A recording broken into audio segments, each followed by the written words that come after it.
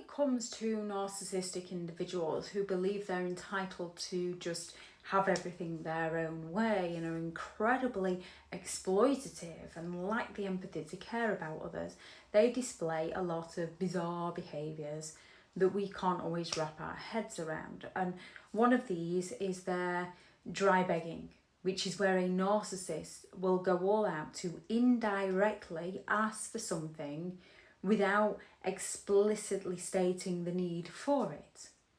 So when they're seeking sympathy, narcissists can use dry begging to gain the sympathetic attention without appearing needy. They will kind of put themselves down in a manner that gets you to raise them up.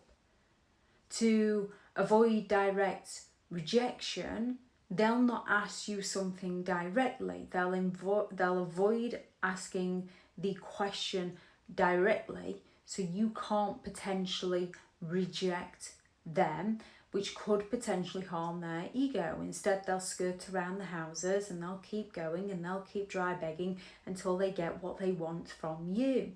They're looking to manipulate. They're looking to get you to offer your help and your services and your resources without them having to ask for it, so they can seem like they don't need your help, they don't need your support.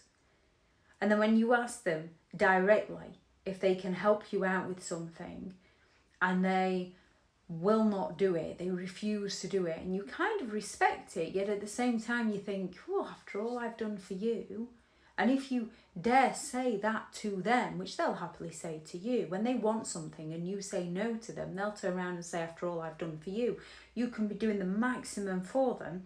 They won't do a simple thing like pass you the salt at the dinner table.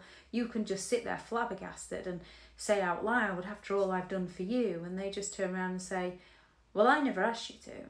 Which technically, because they were dry begging, they never asked you to, so they've got that plausible deniability to get away with their behaviour.